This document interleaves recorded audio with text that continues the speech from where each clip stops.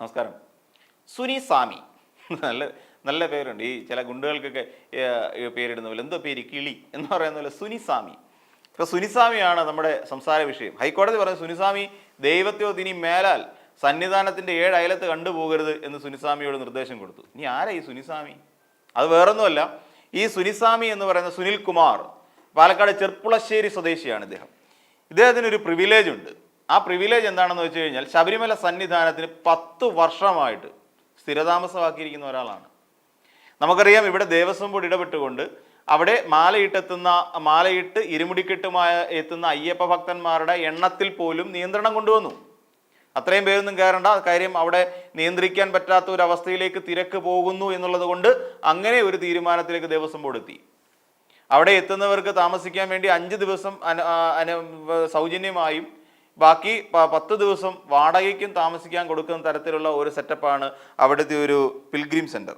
അതായത് പിൽഗ്രിമുകൾക്ക് വന്ന് താമസിക്കാൻ വേണ്ടി അവിടുത്തെ 401 നമ്പർ റൂമിൽ അവിടെ സ്ഥിരതാമസമാക്കിയിരിക്കുന്ന ഒരാളാണ് നമ്മുടെ ഈ സുനി സ്വാമി. ഈ സുനിസ്വാമി 401 നമ്പർ റൂമിൽ സ്ഥിരതാമസക്കാരനാണ് കഴിഞ്ഞ 10 വർഷമായിട്ട്. എന്തൊക്കെയാണ് ഇനി സുനിസ്വാമിക്ക് കിട്ടുന്നത്? എല്ലാ ദിവസവും അവിടെ സന്നിധാനത്ത് പോയി തൊഴുതിട്ട് വരാം. അവിടെ നട തുറക്കുന്ന സമയത്ത് എല്ലായിടത്തും പൂജയിൽ പങ്കെടുക്കാൻ കഴിയും. അതായത് 18-ാം പടി കയറി സന്നിധാനത്ത് ആ തിരുനടയിലെത്തി നിന്നുകൊണ്ട് അവിടെ അയ്യപ്പനെ തൊഴാനുള്ള അവസരമുണ്ട്. എല്ലാ ദിവസവും അവിടെയുണ്ട്.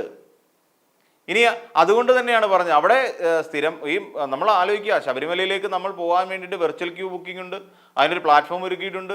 അതിൽ ഈ പറയുന്ന ഈ ഡോണറുകൾക്ക് മുറി കൊടുക്കുന്നതിന് വേണ്ടിയിട്ടൊരു ഡോണർ റൂംസിന് വേണ്ടിയിട്ടുള്ള സാധനങ്ങൾ അല്ലെങ്കിൽ അതുകൂടി അതിനകത്ത് ഉൾപ്പെടുത്തണം എന്നുള്ളൊരു നിർദ്ദേശം കൂടി ഹൈക്കോടതി പറഞ്ഞിട്ടുണ്ട്.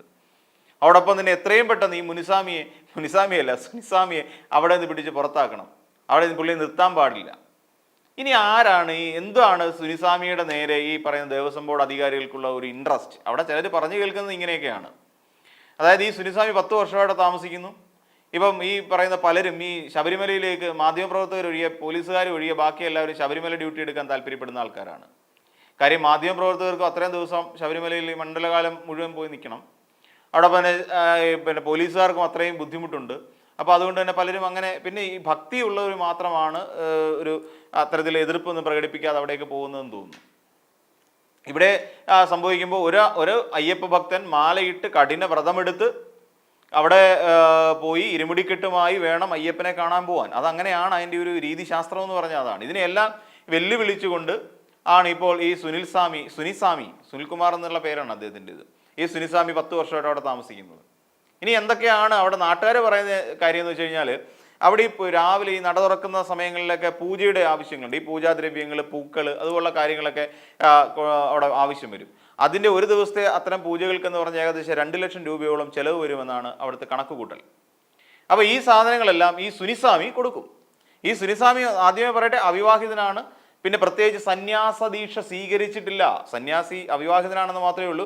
ഒരാൾ സന്യാസി ആവണം അല്ലെങ്കിൽ സ്വാമി എന്നൊക്കെ അറിയപ്പെടുന്നത് അദ്ദേഹം ശബരിമലയിൽ സ്ഥിരമായി നിൽക്കുന്നതുകൊണ്ടാണ് അദ്ദേഹം സ്വാമി എന്ന് വിളിക്കുന്നത്. നമ്മൾ അങ്ങനെയാണല്ലോ, മാല ഇട്ട് കഴിഞ്ഞാൽ നമ്മളെപ്പോഴും സ്വാമിമാരാണല്ലോ. അപ്പോൾ അങ്ങനെ അവിടെ നിൽക്കുമ്പോൾ ഈ പറയുന്ന ഏകദേശം 2 ലക്ഷം രൂപയോളം വില വരുന്ന ഈ പൂജാദ്രവ്യങ്ങൾ ഇദ്ദേഹം നൽകുന്നു, അവിടുത്തെ AMOയ്ക്ക് നൽകുന്നു. അപ്പോൾ ഇത് നൽകുമ്പോൾ സത്യത്തിൽ ഇവരെന്ത് ചെയ്യുമെന്നറിയാവോ? അങ്ങനെയാണ് അവിടെ നാട്ടുകാരെ ഒരു പരത്തി വെച്ചിരിക്കുന്ന സംഭവം. ഈ 2 ലക്ഷം രൂപ എഴുതി വക മാറ്റും. ഇപ്പം കാര്യങ്ങൾ ഏറെക്കുറെ ബോധ്യമായില്ലേ? അതായത് പൂജാദ്രവ്യങ്ങൾ വാങ്ങി എന്ന് പറഞ്ഞ് 2 ലക്ഷം രൂപ ചെലവായി എന്ന് പറഞ്ഞൊരു ബില്ല് അവിടെ ശരിയാക്കി വെക്കും. അപ്പോൾ ആരുടെ കീശയിലേക്ക് പോവും? അഴിമതി വീരന്മാരായ ദേവസ്വം ബോർഡിൻ്റെ അംഗങ്ങളുടെ അല്ലെങ്കിൽ ഭരണസമിതിയുടെ കൈകളിലേക്ക് ഈ 2 ലക്ഷം രൂപ എത്തും. ഇതാണ് അവിടെ സംഭവിക്കുന്നത്. അപ്പോൾ അതുകൊണ്ട് തന്നെ ഈ ഒരു കറവപ്പശുവാണ് സത്യത്തിൽ സുനിസ്വാമി. അതുകൊണ്ട് അവിടുത്തെ അഴിമതി വീരന്മാരായ ആൾക്കാർക്കൊക്കെ വലിയ തട്ടുകേടായിരിക്കും ഇദ്ദേഹത്തെ മാറ്റിക്കഴിഞ്ഞാൽ. പിന്നെ അവിടുത്തെ ഗോശാല സംരക്ഷണവുമായി ബന്ധപ്പെട്ട് അദ്ദേഹം അവിടെ പണം കൊടുക്കുന്നുണ്ട്. അതുമായിട്ട് ഫുൾ ചെലവും വഹിക്കുന്ന അദ്ദേഹമാണ്. അതോടൊപ്പം ഈ വിശേഷ സമയങ്ങളിലെല്ലാം പൂജകൾ നടത്തുന്നതിന് വേണ്ട ചെലവുകൾ അദ്ദേഹം വഹിക്കുന്നുണ്ട്. അങ്ങോട്ട് കാശ് കൊടുത്തിട്ട്, അതായത് വാടക കഴിച്ച് ബാക്കി എല്ലാ ചെലവുകളും അദ്ദേഹം ഏറ്റെടുത്തുകൊണ്ട് അവിടെ അദ്ദേഹം താമസിച്ചു വരികയാണ് ഈ 10 വർഷമായി. ഇനിയും ഈ സുനിസ്വാമിക്ക് ചില പ്രാധാന്യമുണ്ട്. പുള്ളി പാലക്കാട്ടുകാരനാണെങ്കിലും പുള്ളിയുടെ ഒരു പ്രവർത്തന മേഖല എന്ന് പറഞ്ഞു കഴിഞ്ഞാൽ കൊല്ലമാണ്. അതായത് ഇദ്ദേഹത്തിന് ഈ അദാനി ഗ്രൂപ്പിൻ്റെ ഉടമസ്ഥതയിൽ ഇപ്പോൾ അവിടെ നടക്കുന്ന വിഴിഞ്ഞം പോർട്ടിൻ്റെ പണികൾ, പാറ എവിടുന്ന് വന്നു എന്നൊരു ചോദ്യം നമ്മുടെ എല്ലാം ഉള്ളിലുണ്ട്. അതേ ശക്തനായ അല്ലെങ്കിൽ ധാരാളം കാശുകളുള്ള നിരവധി പാറക്കോറികൾ സ്വന്തമായുള്ള ഒരു വ്യവസായിയാണ് ഈ സുനിൽ സ്വാമി എന്നുള്ള വിവരങ്ങൾ പുറത്തു വരുന്നുണ്ട്. ഇനി അതിനു മുൻപേ, കുറച്ച് കാലത്തിന് മുമ്പേ നമുക്കൊന്ന് ചിന്തിച്ചു നോക്കാം, ആരായിരുന്നു സുനി സ്വാമി? ഈ സുനിൽകുമാറിൻ്റെ പേര് പലപ്പോഴും ബിജു രമേശിൻ്റെ ശബ്ദരേഖകളിൽ ഉയർന്നു കേട്ടിട്ടുണ്ട്. അതായത് ബാർ ഉടമകൾക്ക് അന്ന് ഈ ബാർ നിരോധനമൊക്കെ വരുന്നൊരു സമയം, ആ സമയത്ത് ഈ നമുക്കറിയാം കെ എം മാണി വീട്ടിൽ നോട്ടെണ്ണുന്ന മെഷീനൊക്കെ വെച്ചിട്ടുണ്ട് എന്ന് പറഞ്ഞൊരു വാർത്തകൾ വന്നതറിയാം. കെ എം മാണി ഭയങ്കര അഴിമതിക്കാരനാണ്. ഒടുവിൽ കെ എം മാണിക്കെതിരെ നമ്മുടെ പ്രതിപക്ഷ അംഗങ്ങൾ CPM-കാരെല്ലാം കൂടി LDF-ൻ്റെ പ്രതിപക്ഷ അംഗം എല്ലാം കൂടെ ചേർന്നിട്ട് സമരം നടത്തിയതും അവിടെ പോയിട്ട് കസേര തള്ളി മറിച്ചിട്ടതും അങ്ങനെയാണ് നമ്മുടെ സംസ്ഥാനത്തിൻ്റെ പ്രസിദ്ധമായ നിയമസഭ കയ്യാങ്കളി കേസ് രൂപം കൊള്ളുന്നത്. അപ്പോൾ ആ സമയത്ത് 5 കോടി രൂപ ബാറുടമകൾക്ക് കടമായി നൽകിയ ഒരു വ്യവസായിയാണ് എന്ന് പറഞ്ഞാൽ കുറച്ച് പേർ കൂടെ അറിയാം. അതായത് അന്ന് ഏറ്റവും അധികം ഉയർന്നു കേട്ട ബിജു രമേശിൻ്റെ, തിരുവനന്തപുരത്തെ ഏറ്റവും പ്രധാനപ്പെട്ട ബാർ വ്യവസായിയാണ്, മദ്യ വ്യവസായിയാണ് ബിജു രമേശ് എന്ന് നമുക്കറിയാം. അപ്പോൾ അദ്ദേഹത്തിൻ്റെ ഈ സംസാരത്തിൽ അദ്ദേഹത്തിൻ്റെ ശബ്ദരേഖകളിൽ നിന്ന് ഉയർന്നു കേട്ട ഒരു പേരായിരുന്നു സുനിൽകുമാർ എന്ന് പറയുന്ന സുനി സ്വാമി. ഇതേ എന്തിന് കൊല്ലത്ത്, പാലക്കാട്ടുകാരൻ എന്തിന് കൊല്ലത്ത് വന്നു നിന്നു? ശബരി എന്ന് പറയുന്ന ഒരു ഗ്രൂപ്പ് അദ്ദേഹത്തിൻ്റെതായുണ്ട്, അല്ലെങ്കിൽ അങ്ങനെയാണ് അദ്ദേഹത്തിൻ്റെ ഒരു കമ്പനി നെയിം എന്ന് പറഞ്ഞാൽ അതാണ് കമ്പനിയുടെ പേര്. അതിൽ TMTയുടെ വ്യവസായമുണ്ട്, അതോടൊപ്പം തന്നെ കശുവണ്ടി വ്യവസായം അദ്ദേഹത്തിൻ്റെതായുണ്ട്. അങ്ങനെ കൊല്ലം ജില്ലയിൽ ഏറ്റവും മികച്ച രീതിയിൽ കശുവണ്ടി വ്യവസായം നടത്താമെന്ന് അറിഞ്ഞിട്ടാണ് അദ്ദേഹം കൊല്ലം ജില്ലയിലേക്ക് ചേക്കേറി കൊല്ലംകാരനായി മാറുന്നത്. പിന്നീട് എങ്ങനെ സുനിസ്വാമിയായും ചോദിച്ചു കഴിഞ്ഞാൽ സുനിൽകുമാർ നേരെ അവിടെ ശബരിമലയിൽ പോകുന്നു, ശബരിമലയിലെ ചെലവുകൾ ഏറ്റെടുക്കുന്നു, അവിടെ നട തുറപ്പ് സമയത്തും അല്ലാതെയുമുള്ള കാര്യങ്ങളെല്ലാം നോക്കി നടത്തുന്നു. ശബരിമലയിൽ ഒരു പ്രധാന വിശ്വാസിയായി അദ്ദേഹം മാറുകയും ചെയ്തു. വിശ്വസിക്കുന്നത് തെറ്റൊന്നുമല്ല.